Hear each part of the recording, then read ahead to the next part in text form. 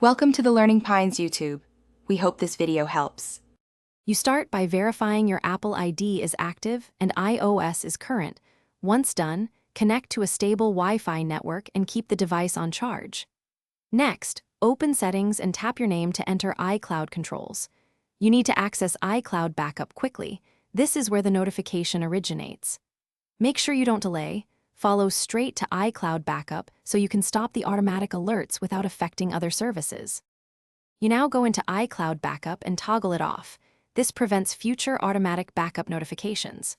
Once done, tap Manage Storage to review existing device backups and remove any you no longer need. Deleting redundant backups frees space and stops repeated prompts. Also, consider turning off backup for individual apps that use iCloud to lower backup frequency.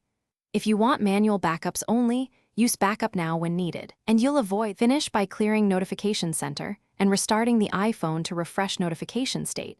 Once restarted, check Settings Right Arrow Notifications and disable iCloud Drive or Files alerts if the badge persists. Make sure iCloud backup remains off so the system won't re-enable alerts. If notifications still appear, sign out of your Apple ID and sign back in. That forces a settings sync and usually resolves stuck messages. If that fails, contact Apple support for account-side cleanup and explain the persistent backup alert. Thanks for watching. Consider subscribing if we helped you.